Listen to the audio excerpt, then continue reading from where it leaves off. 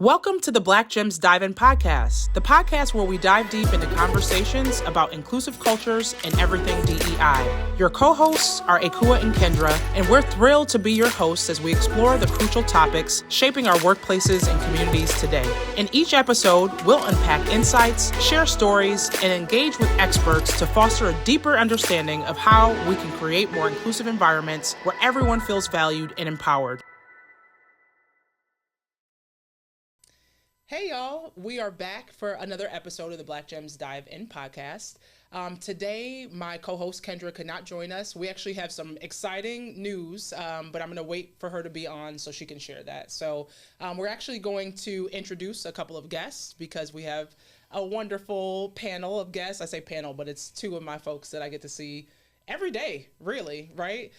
So this is a CGG takeover, right? So this is a Clementine Gold Group team. And so we have Kim, who is our managing director of Clementine, and we have Natalia, who is our education, look, I'm about to mess up her title, education policy and creative director at Clementine Gold Group. So, hey. How are you? I'm doing well. It's good to see y'all, even though I see you every day.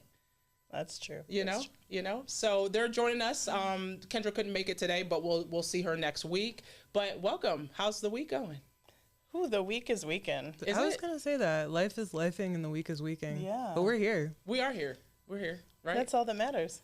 So we're actually going to take a deep dive into our first topic, right, which is our diversity dispatch. And it's actually coming from the Financial Times. And it says that companies drop DEI targets from bonus plans on pressure from conservatives, right?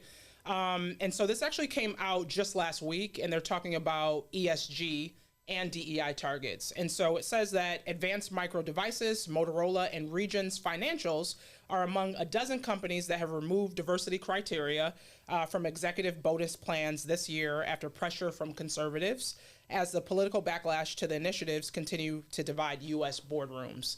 And so they talk about 12 different companies that were among 60 that dropped ESG, right? And ESG stands for Environmental, Social, and Governance incentives from their executive pay plans after pressure from Strive.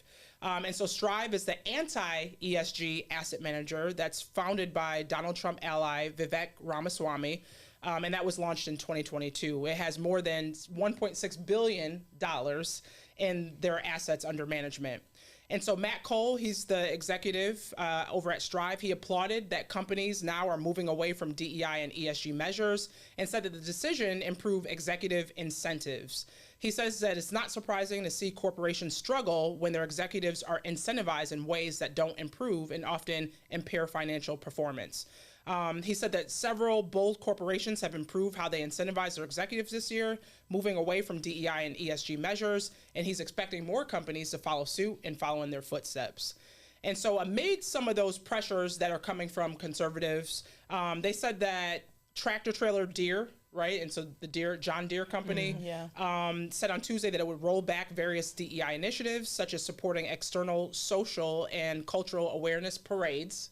I don't know if this is like real parades or just symbolic parades, right? Could be both. It could be both. It absolutely could be both, right? And so it says that they're removing support for those and reaffirm that no diversity quotas or pronoun identification is going to happen in their business. Nice, okay. And so in June, retailer Tractor Supply said it would eliminate all its diversity roles as well. We've seen that, and they did, right? And those statements from Deere came after DEI became a central theme in Republicans' attack on the U.S. Secret Service. And actually, the last podcast, we talked about, some of the implications there, right? Because they were attacking women who were in charge of the Secret Service and, with the attempt on Donald Trump's life, right? The assassination attempt as well. And so it also says that even before the shooting, Republicans had seized on DEI as a Democratic tool for affirmative action. Speaking at the Republican National Convention just last week, Florida Governor Ron DeSantis said that DEI really means division, exclusion, and indoctrination, and it's wrong.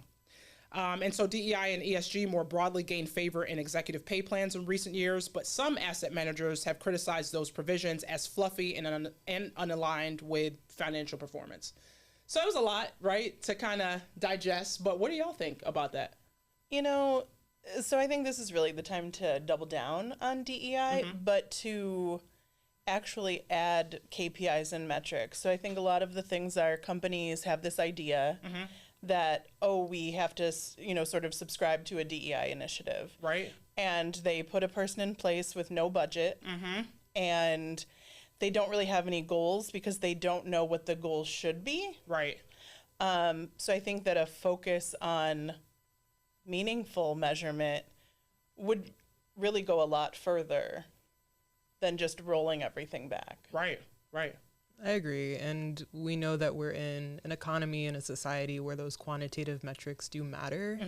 And I think that in 2020, we obviously saw this influx of DEI executives and every company having a statement and a plan. But from the beginning, it was so clear that those were really performative shifts. Right. And like Kim said, there weren't any tangible outcomes attached to it. So what does it mean to feel belonging? What does it mean to promote diversity or equity or inclusion? Right. And if we can't be explicit about those things, or what does that mean for it to be in a performance measure? You know, what does it mean for an executive to be doing well in their promotion of diversity?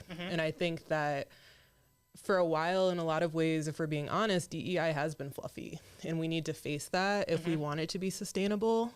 Because as someone that's been in those spaces, even I can see that. And so on the other side, if I'm already fundamentally opposed to all of it, it's easy to tear it down when there's nothing tangible there to hold it up. And I agree with that. Yeah, like if your goals are, we're going to have a once a month celebration at work, and you think that that's like achieving something, then yeah, it's really easy to take it away, right? I think that a lot of the organizations looking at, Target, looking at Disney, looking at, any of those that are starting to roll back some of that ESG programming. Yeah. It's really around competing financial sort of constraints.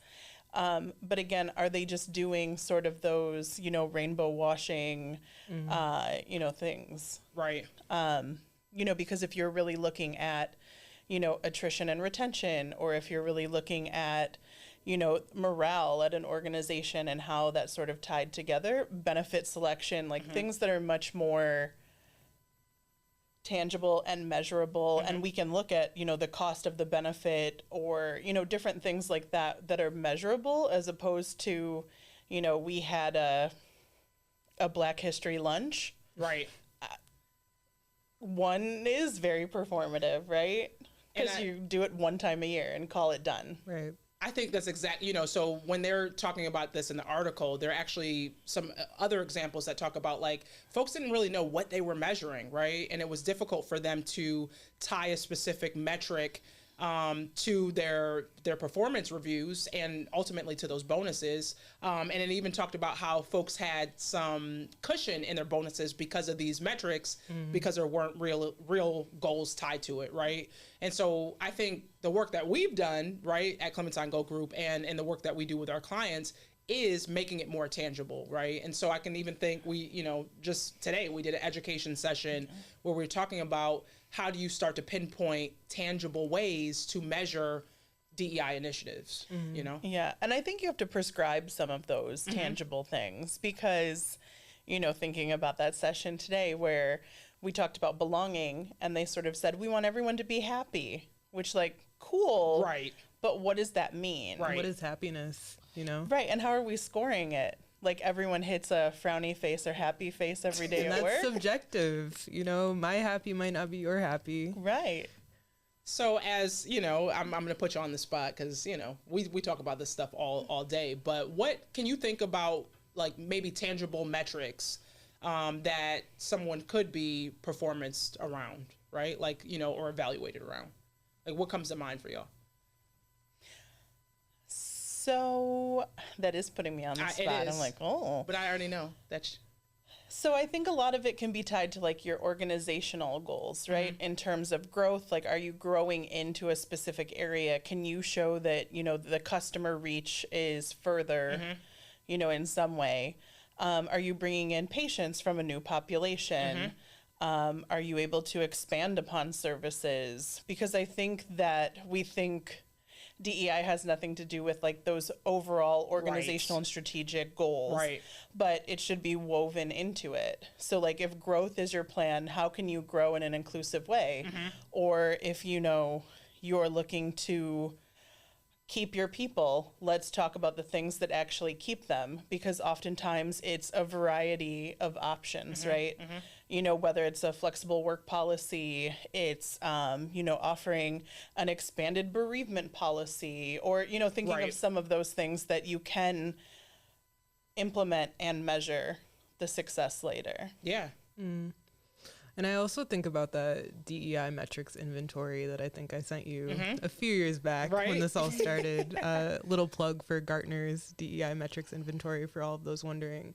But they really go in deep on metrics like attrition, turnover, you know, the number of promotions that are happening internally by demographic groups, because you can start to disaggregate that data and really see where are the trends here. Where are we upholding these norms of white supremacy, of white dominant culture, and where are we starting to push back on them? And I think too that something that I'm trying to normalize a little bit more is valuing that qualitative feedback, because this is about people at the end of the day. Right. And you can try to put everything into a metric and measure it statistically, but the way that people feel matters too. And I think that providing opportunities for staff to reflect in a safe and confidential way about maybe their manager, you know, what is it like to show up at work, and really hearing that feedback and seeing where is there room for growth. And if you can start to see improvement in these trends over time, that might be an indication that that culture is improving. And so you can't measure culture in a statistic, but you can measure it by how people are experiencing it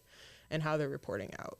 And I think, you know, so both of you hit on some really great, and that's why I put you on the spot, because I already knew you were going to have some great insights to that question. But oftentimes we talk about how you disaggregate that information so you can see what you're trying to solve for. Because if you just collect information, so, you know, there's folks that do surveys, and we know this because we'll go into these organizations and they're just, oh yeah, we're going to do another employee engagement survey.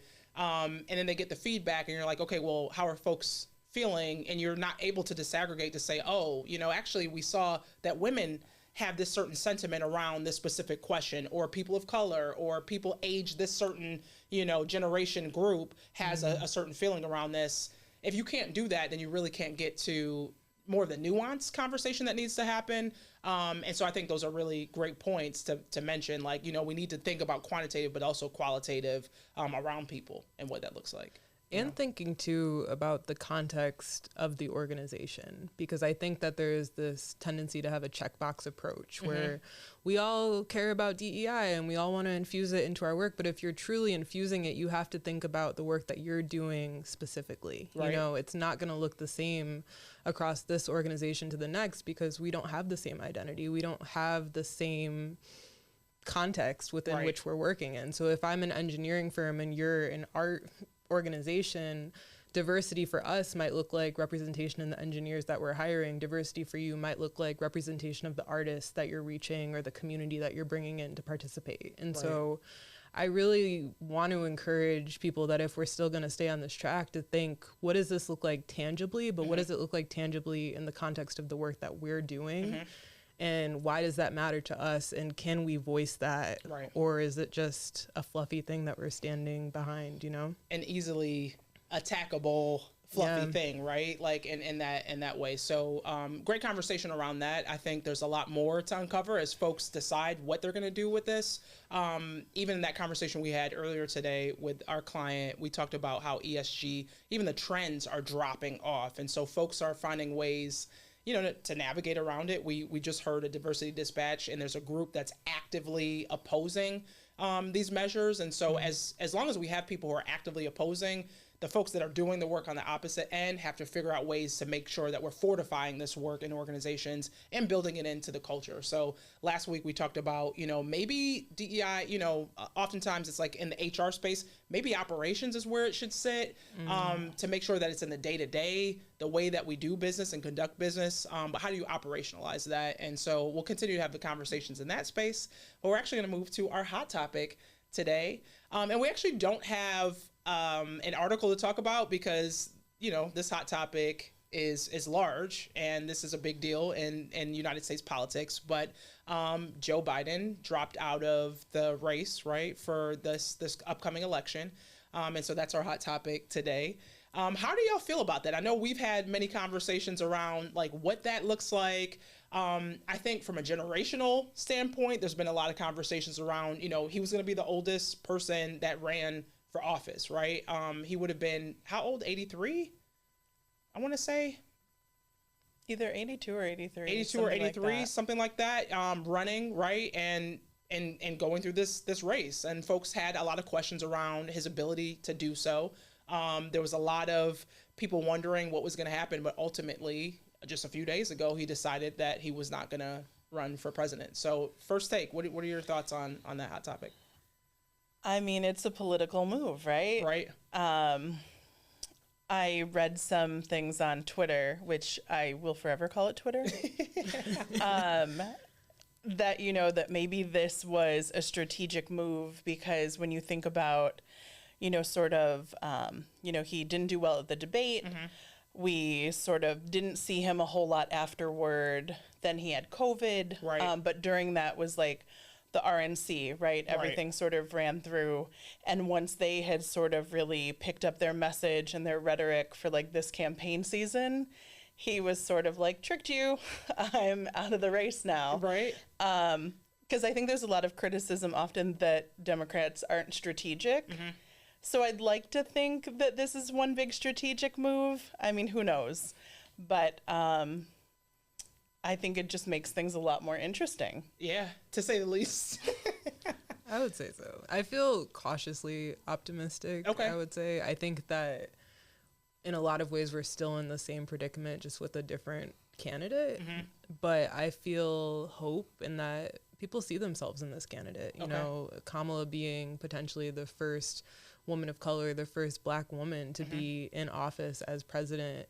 And I feel overwhelmed seeing the misogynoir and the explicit racism, explicit sexism surrounding this, where the hoops that people will jump through to, you know, justify behavior on one side, but then condemn it on another. And so going back into, though, the specific pivot to Kamala as somebody that studies policy and is frustrated with the lack of, again, tangibility around policy, I would like to see actual, you know, policy solutions or proposals brought to the table, and it not just be a game of like, oh, look at this new person and just forget about who it was before, and you're a Democrat, vote Democrat. And you mean don't run on the platform of I'm not Trump? Exactly. Yeah, maybe that. Maybe be a little bit more creative than that, you know? Which for some people that's enough. But for me personally, I would like to see like, what about you is different, and what are you going to bring to this role? Because it's not something to be taken lightly, you know? Yeah, and so it's... What about you? What are you thinking? What about me? You putting me on the spot. Well, actually, so, you know, we've had, and this is why this is hilarious, because we obviously had conversations this whole past week around some of the changes and what's happening. But in one of the last podcasts, I talked about how I am actively trying to have more conversations with people that I don't necessarily agree with, right? And one of the things that came out of that was me having a conversation with someone that I didn't agree with. And what I found in that conversation was a lot of, at least how I was interpreting that conversation, there's a lot of misogyny and sexism that's kind of baked into some of these conversations, as well as conversations around identity.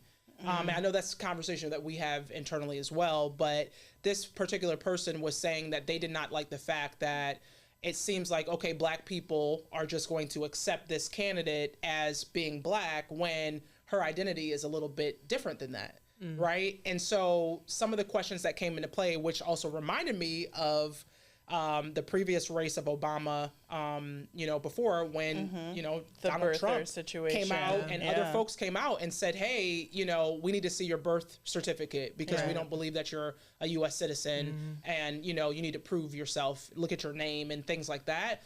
And so this similar conversation, not the same, but he was questioning, you know, well, her name is Kamala and, you know, her mother is from Indian descent and her father is of Jamaican descent. And just because, you know, she is a part of a sorority, an AKA, which is historically from, you know, like historically Black colleges, right? Like it's a organization that supports Black folks, does not mean that she's Black. And so there's a lot of questions that are coming into play there, where folks are saying like, yeah, she might look this way or whatever, but she doesn't represent me. And I just feel like the conversation's not had in the same way for other candidates.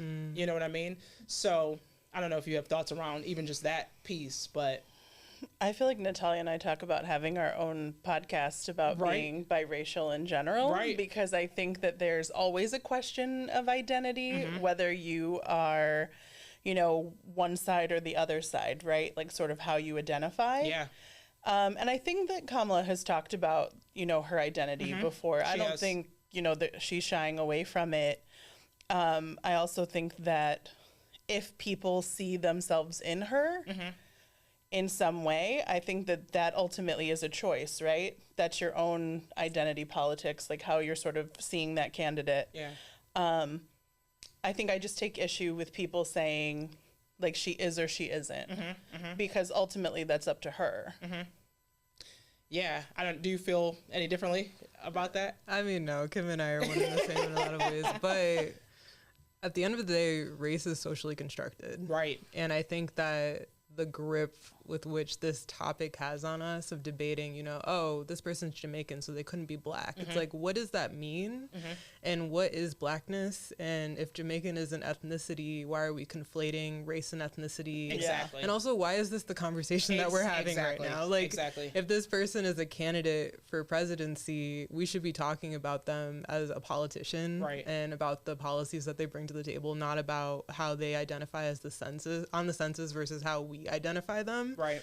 Because that shouldn't be the priority here. And again, shows us the grip that white supremacy has on us. Yeah. On all of us, right? Yeah, and I think that's exactly where I was going with the conversation. And it led into that, right? Where I'm like, how is this important right now in this particular moment, right? We have a candidate that just dropped out. Now, you know, she's being endorsed. There's other Democrats that are coming around and endorsing her. Still hasn't named a vice president yet, but we're expecting that to come in the next week or so. But is that really important to discuss? And that was my conversation with this person. But then there was a lot of conversation also around some of her former politics, right? As an attorney general in the state of California, what that looked like. There's a lot of misinformation that's floating around as well.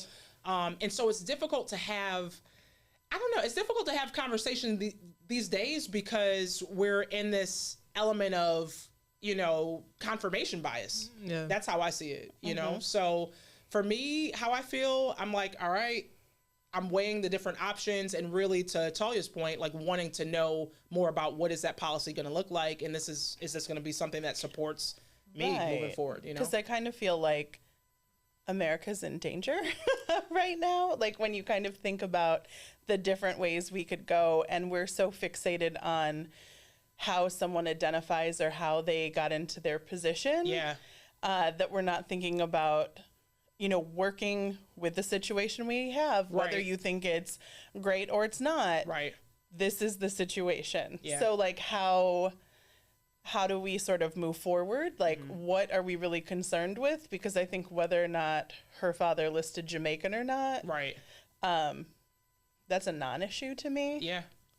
And it's an issue to some other folks, right? Like that are bringing that up. So I don't, and this is why I said I'm trying to have conversations with people I don't necessarily agree with. You're braver than many. Well, brave, but I also think that we got to get back to that, right? Because if we can't have true conversations, and if I just shut down because I don't agree with someone, or, you know, they have an opposing viewpoint, where does that really leave us either? I think my biggest caveat in that, though, is making sure that it's someone that I can have a conversation with, because oftentimes it is that, like, oh, you just don't know what you're talking about, I'm going to shut down. Like, oh, just go look it up.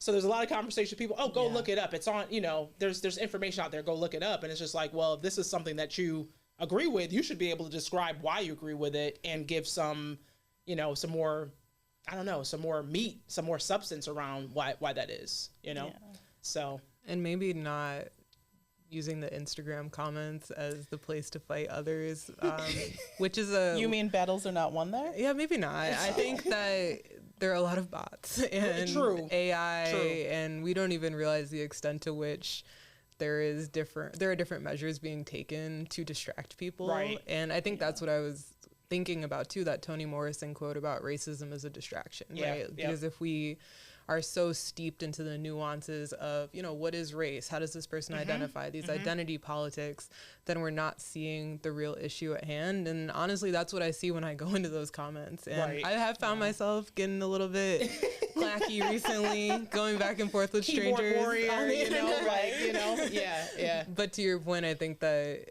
is this going to be a productive conversation? Right. Is more harm than good going to come out of this? Is this a good use of my time? You know, like, what is going to come out of this with this person? But I do agree that there is a benefit in knowing how others think, because they think that way for a reason. Right. Just like we hold our own opinions, you know, what happened for them culturally that brought them to this place, and how can we, you know, find some common ground potentially? Yeah. It's a lot. And I mean, I'm just going to throw one last thing out of there too, because we saw some parody that was happening around this specific comment, but every time, and this is actually going to lead us into our deep dive as well, but every time there's a person of color or a woman that's coming into position, we're seeing these different words thrown around, especially as folks coming from this space, like, oh, that's a DEI hire. Same thing we talked about last time with the Secret Service and, you know, the woman who actually just resigned from that position, being tossed around like, oh, you're not deserving of your DEI hire. Like, oh, she just, you know, got her way to the top because of whatever, you know, reasons people put out there. So the comedy around that was someone saying like, oh, you didn't know like women of color and women and, you know, people of color have DEI cards, and we just can go to the bank and, you know, cash out any point in time. And so there were people who were like, yeah, you know, you didn't know my DEI hire, I was able to get a PhD or do this or do that with my DEI card. And so people are, you know, making light of it because, you know, sometimes That's all we have. right? Like you got to make fun of it. But at the same time, this is something that people talk about, right? Like she's an attorney general, you know, Kamala Harris. That is a position that was voted for, right? You had to get to that position. She was voted for as a vice president of the United States currently. But then you hear these like DEI hires and what that looks like, but people don't think about like legacy and how, you know, some of our former presidents came because their fathers were Nepotism, right? Like from that perspective. Like no one said that George W. was a DEI hire. I like how you right? said W too, you know? I just wanted to clarify. I mean, you know, because when you think about it, his father was president first. So did he bring him along in some way? Right. Even the schools, because I think people were starting to kind of pinpoint some of that, right? Like, how did you even get in that school? We've talked about that on the pod as well, right? Like this whole idea of legacy and being able to come in because, you know, someone before you came in. But these are never questioned. It's only when it's a person of color, a woman, generally, where you'll see this kind of rhetoric. That's because it's a distraction. Right. And it's the same thing with affirmative action. You know, like, I mean, a lot of people conflate DEI with affirmative action, but same principle of saying, oh, you only got that job because you're an affirmative action hire. Right. There's no way that you have any merit on your own outside of this identity because you check a box. And this is not a new conversation. It's just been repackaged and using these really, I think, isolating terms because that's what DEI has become in a way. It's a buzzword that has lost meaning for some but is inflammatory for others. Right. And that's being wielded here. Yeah. So lots to cover there, y'all. That was our hot topic, and we're gonna be watching because hey, what's coming next? How can you not? How can you not? How can you not? We're on a roller coaster. Every day it seems, every single day, right? Like the ups and downs. And so we're renaming this specific segment on the podcast, but we're calling it the deep dive. Right. And so we're going to take a deep dive. This is usually our main topic. We're like main topic, you know, the deep dive. This is the Black Gems Dive In. Right. So we're going to dive deep into this conversation. And so the deep dive today is actually coming from an article from Vogue. And the title of that article is "What is the Glass Cliff Theory? And what does it have to do with Kamala Harris? And let us explain." Right. And so this came out just a few days ago. And it says that soon after President Joe Biden endorsed Kamala Harris as the Democratic nominee for president on Sunday, Google reported that searches for the term glass cliff had tripled. This was far from coincidence. Many are familiar with the glass ceiling. It's a term that was first coined by writer Marilyn Loden in 1978, and that was to describe the invisible barrier faced by women as they try to advance to leadership and senior leadership positions. But the term gained greater ground in the 1980s, a decade that saw women entering the workforce en masse. And it says that women have reached a certain point. We call it the glass ceiling. And this was from Gabe Bryant, the editor of Working Women magazine. And this was back in Adweek in 1984. They're in the top of middle management and they're stopping and getting stuck. Soon, specific variations caught on in different industries. The marble ceiling, for example, is used for those in politics. But now, 46 years later, more and more occupational minorities are breaking through the glass ceiling, and still not enough, though. And it talks about this 2023 McKinsey report, where white women make up only 22% of employees in the C-suite, and women of color make up 6%. So the glass cliff is a metaphor for what now happens next. And it says, what is the glass cliff? The glass cliff refers to the tendency to promote white women and men and women of color to highly visible leadership roles during times of crises or scandal, right? And so times of crisis, you know, that's usually when we're like, okay, we're going to allow a person of color, a woman, you know, to come into this specific role. And so it says that the history of that came back in 2003, right? So there's an article reporting that British companies with more women on their boards of directors tended to have lower averages of share prices than those with fewer or no women. But then they said, you know what, we got to look into this data a little bit more, disaggregate the data. And they found that I think the two found that more than often than not, women were asked to join boards when companies were already performing poorly. Then came the notion of the glass cliff. Those women got into senior leadership positions, but only when the risk of failure was especially high. And so the term, therefore, is meant to evoke the idea that women teetering on the edge of their fall or their failure might be imminent. So what are y'all thoughts on that, the glass cliff? Have you seen it? Have you been in a position like that? You know, do you have friends that you've seen go through that predicament? I'm putting y'all on the spot again. What do you think? I've teetered on the edge of that cliff. Okay.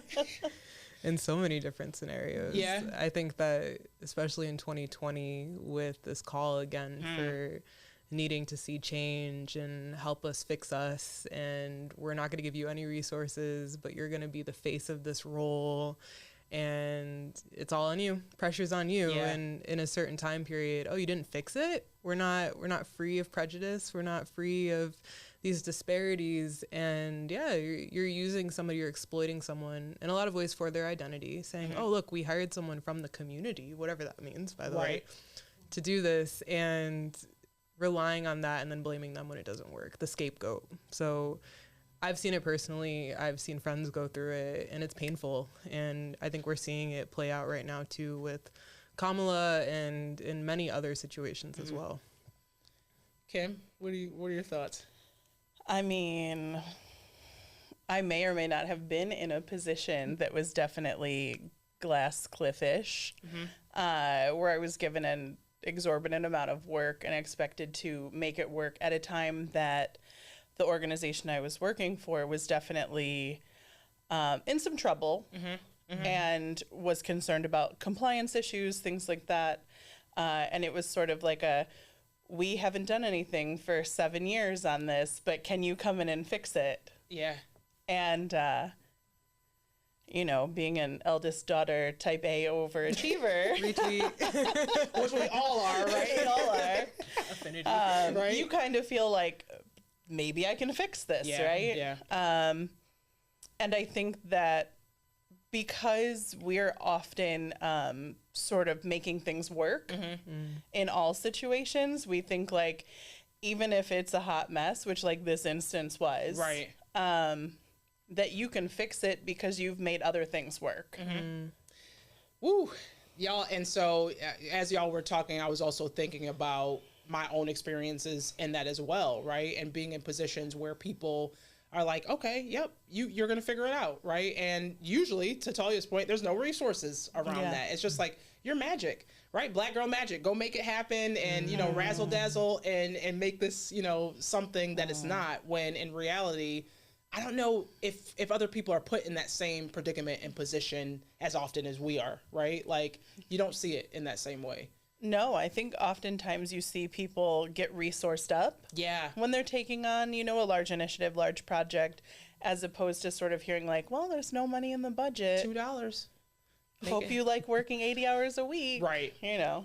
Yeah, in one particular role of mine, it was exactly that. And this was an organization who, for better or worse, and I'm not going to say too much in that, but just, you know, for better or worse, they positioned me to go out and try to get community favor, right? This was an organization that did not do that much beforehand, right? They might have had a few successes, but, you know, even after, and folks that were applying for that role reached out and said, hey, you know, can you tell me about your experience? And if I had a relationship with them, I was telling them about my experience. And they said, you know, the same employer that is trying to attract me to this job recognized now after the fact that I'm gone, that they didn't give you resources and they would never do that to the next person, you know, coming in. And so it was really interesting on the flip side to be like, okay, I knew I wasn't crazy during that time, but as eldest daughter, as, you know, women who are ambitious and wanting to make things work, we often take the charge to say, okay, I'm going to make something happen, right? For better or worse. And usually the worst part of that is our health involved in that. We're the ones who are wearing that stress. We're recognizing we don't have the resources to accomplish whatever goal it is, but we're going to do our darndest to make it happen. And so we usually are the ones that are losing at both ends of that spectrum anyway. Definitely. Know? Yeah. And thinking about maybe the symbolism around what the cliff is, right? Because I think that the precarity in being on that cliff is that you could probably get it done. You could probably make it work with those zero resources because of your ingenuity and because of the skill set that you have, but it's going to be at the risk of yourself. Right. And I found myself in that position where I was making it work. That's subjective. Maybe others didn't think I was, but I was making it work on paper, but my life was falling apart in the background. You know, I was working extremely long hours. I wasn't sleeping. I was having panic attacks, and my social life was non-existent because my life was work. My life was worrying about the pressure that was on me to succeed in this and everyone watching me. And just, there's a lot to that, I think. And then the other side of that precarity is that if you fail, they'll blame you. And you might be a representation 100%. For all that follow. And, you remember when we tried that? We tried diversity, and, you know, it just didn't work out. So we just got to go back to the way things were. And there's a pressure in that. And so it's just an exploitation and a very dangerous position to be at a low risk for the other side. You know, the powers that be that put you in that position to begin with. Definitely. I was going to say the same thing, that it's very easy to then say, like, well, we tried it with this, you know, this woman of color, this person of color, whoever, and it didn't work. So now we don't have to do that anymore. You know, and it feels like you can sort of roll back what you think corporate leadership looks like.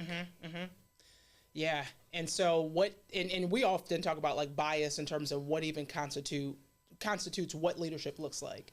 And there was, I forget the TED Talk, but do you remember the TED Talk where they're like, picture it, you're walking through the halls and there's you're in Silicon Valley and there's this executive and they basically tell you the story and then they recount like, okay, what did the person look like? Who was the CEO? Was it a male? Was it a woman? Was it, you know, a white person? Was it a person of color? And they kind of go through that. And a lot of folks were like, yeah, I did see a white male once you said Silicon Valley, tech executive, et cetera.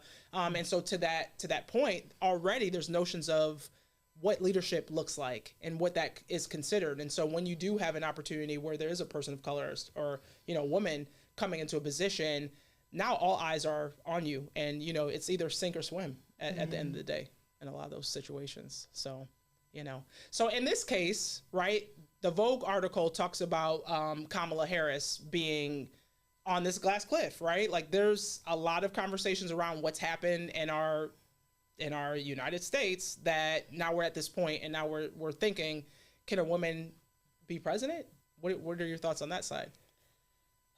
I mean, I wish this weren't the first opportunity, which, you know, when you think about, there have been previous runs, right? Shirley Chisholm, you know. Hillary. You know, I just think that the current state of America is very polarized, precarious. Yeah. And however she comes in, whatever she is able to do or not do, should she be elected, is going to, we're all going to wear it. You know, as in what our abilities are. I'm scared for her. You know, I'm scared for the violence that is going to inherently be there in this candidacy. And if she does make it into office, you know, the people who won't be able to handle that. Because even when we had Obama in office, you still have that masculinity around his identity. You know, we're still upholding these patriarchal values and expectations, but to do this is completely moving outside of that realm. And Trump has had some really violent rhetoric recently just about females don't belong in the White House, or, oh, she doesn't have children. You know, we can't trust a woman that doesn't have children. Right. So just the inflammatory rhetoric, the violence that comes out of this, and what is that going to mean? What is that going to mean in these 100 days that we have and in the future? Right. Yeah. And that actually, we talked about on the last podcast episode, J.D. Vance, who is now the vice president nominee. And he, as a senator in Ohio, had some anti-DEI legislation at the federal level. So he's trying to ban DEI at the federal level with support from other conservative senators. And so that came out of his conversation, right? She's a cat lady. You know, this notion of being a cat lady, she doesn't have any children, and the values as a family. So how is she going to, you know, carry this country forward in this time of need? And so there's been a lot of conversations even on that end around what does that look like, you know? Hey guys, how are you? Good. I just wanted to check out my future plane, but I also wanted to go say hello to the vice president and ask her why Kamala Harris why does she refuse to answer questions from the media? And I also thought that the press gaggle following her might get a little lonely. I at least have enough respect for you all and for the American people you report to come and talk to you and to answer some questions. And so I thought her reporters might actually benefit from that as well. So had a little bit of fun. I don't think the vice president waved at me as she drove away, but I'm glad to have done it.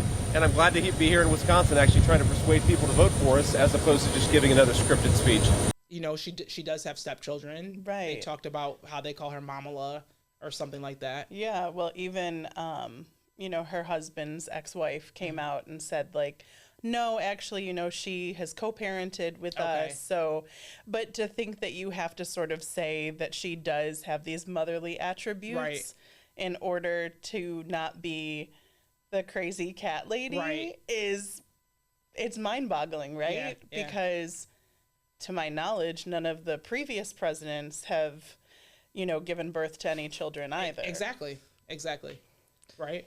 I think I saw something else too about Kamala's stepdaughter. They started tearing her apart. Saying, oh, well, this is the type of child that she raised. So there will always be another hoop to jump through. Sure. And it's always, again, that distraction, because that's what it is. We're in a divide and conquer society where if you can define someone by their identity and polarize that, then suddenly we have to spend our time defending why she was a good mom. Right. And actually it's okay for kids to look like this. Right. And, oh, you're being racist, you're being sexist, you're being homophobic, you know, the list goes on, and it's going to be a tough 100 days is all I have to say. Yeah, right. And so I've seen a lot of conversations online talk about get ready. You know what I mean? Like, women get ready, you know, people of color get ready, because this is not going to be, it's not going to be an easy, you know, 100 days, right? Like, we're in this position right now where all this rhetoric is coming out.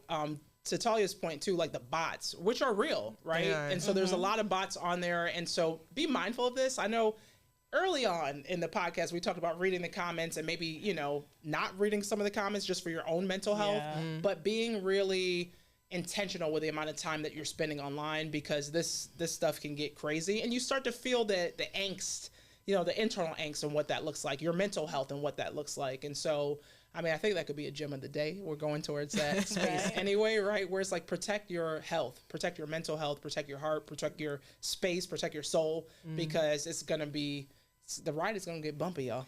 Yeah, and I think that no one has ever changed someone's hearts or minds in, you know, in the a social media comment. Or I got someone to delete their comment the other day. I'm just saying. Okay. I'm really in this fight right now. Really are. I just feel like it's like the newspaper comments when you see an article come out and you're like, oh yeah, don't do it. Yeah. Like, the reader comments are a bad idea. And I do it every time. And I'm like, damn, I always why feel did sad I do that? after I read them. Exactly. Sad for America, really. Right?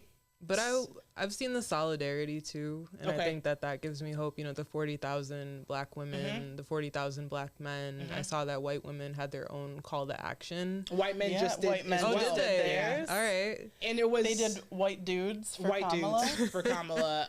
And I think they raised $4 million. $4 million. Yeah. But they said that their Twitter account, their X account, was shut down after that. Wow. I think they did reinstate it, but I'm just like, all right, we're you know, here There's we some go. momentum We're there. working. You know, Yeah. here we go. So it'll be interesting to watch. We'll keep notice. You know, y'all comment. You know, also subscribe. Right, subscribe. We're on YouTube. We're on Instagram. We're on Facebook. You know, subscribe. Keep following us. Tell us what you think. Have you seen any of this rhetoric? Have you noticed, you know, a glass cliff situation in your life or the life of others that you know? But we're actually, before we end, we're going to talk about our gem of the day. So who wants to go first? Gem of the day? We're looking at Talia. They're all looking at know. me. I guess I have no choice. I saw something earlier today about how trauma can be a bonding element. You know, we sometimes just, from what we've been through, if we have shared experiences, that can create a sense of unity, but that's not sustainable. That we have to find the joy in the moment, and we have to find community that is reliant on more than just oppression. And that's not to say that that's what communities are doing, but I really think in these times it's important to find that joy, because joy is an act of resistance, and joy is subjective and it looks different for everyone. But what does it mean to stay strong and to not be bogged down in just these really oppressive feelings that are being facilitated right now? So that's my very long-winded gem of the day. That's a great gem. That is a great gem. Kim? Oh, damn, you're looking for me now. Okay. So, full disclosure, I did not come prepared with a gem. That's okay. However, I feel like sort of in the same vein as Talia's, I think, you know, just focusing on your peace and your rest during this time is going to be incredibly important, and to just like find the comedy in all this. Yeah. Hopefully SNL has a really good season, you know, fingers crossed. Right. Because it is tough out there. And I think that there's this idea that we have to be so informed and, you know, consume every bit of news that there is. And there's no expectation. You know, if you want to go home and read a fluffy sort of book for the night, that's what you should do. Yeah. And now y'all are looking at me for my gem. And I did have a gem, but I think I might have said this one last week, so I'm not going to repeat that. And so I'm on the spot for my gem. And I think, you know, similar to what you both are saying, this is always easier when you go last, because I could be like, ditto what they said, put my little twist on it. But I think the biggest thing, like when I think about like the glass cliff and I think about these different positions, I've had conversations with friends who are like, well, why as a woman or a person of color would you even want to take that type of position or role if you know that that cliff is right there and you might, you know, fall, right? And one of the things that I remember talking to them about was just the opportunities that we even have to get to this level and point, and being able to have a title like CEO, COO, something in the C-suite, and what that means maybe to your own career trajectory, right? And so I think it's important that we take note of the opposite end of that, right? Of this cliff and what the potential is to fail, but then what is the potential to succeed and advocate for yourself as well? What's the potential for, you know, going back to this organization and saying, hey, I recognize that this is the situation, but making it your own terms, because we've also seen people who are able to kind of flip that sometimes and make it work, right? I think we all have our own stories around the glass cliff and how we were in these precarious situations, but I think we can also think about how we came out on the other end of that and had some sort of victory, right? Like, you know, it might not have been the organization's flipped around and now it's booming, but I think we've all made our own marks, our own personal marks, and that's something that you can't take away from us. And it also helps us in the work that we do on the day-to-day, you know? So that's my gem. Keep going, you know, even Sometimes if you're... you learn to choose yourself. Right. And sometimes... I think that, you just, okay. That's my gem. That's your gem. Okay. I was going to say, that's another one too, right? Like, because choosing yourself is a choice, an option as well, right? And You want to elaborate on that? Yeah, say more. Because I think there is this pressure, right? Yeah. You know, especially eldest daughter, type A personality, overachiever. You know, and because you sort of like you mentioned, sometimes those opportunities are so few and far between that you feel like I have to take this even if it breaks me, right? Because I'm going to get to this level, this, you know, whatever it might be. And sometimes you take a step back and suddenly picking yourself seems like the right choice, right? Like it doesn't seem so great to be at this executive level or whatever you might, you know, be striving for. Yeah. It might be that you have time to have a life. And start a business. And start a business. Called Clementine Gold Group. Hey. Right. So I think, you know, Kim, I think it's a perfect ending, right? Yeah. Like we all chose to do something, you know, together. And I think that's the other part of that is working with amazing people. Yeah. You know, that you enjoy coming to work every single day, cutting up, you know, but Mostly also mostly cutting up, but also getting work done, right? Yes. And doing it in our own style. So I would say choosing yourself is not a bad option either. It's not. So all right, y'all. We're gonna end it on that, right? This is another episode of the Black Gems Diamond Podcast. Thank you for tuning in. Like I said, make sure you're subscribed. Shout out to Kendra. I can't wait for her to share her news next week. She'll be back next week. But thanks for tuning in. We'll see y'all next time. Peace. Bye.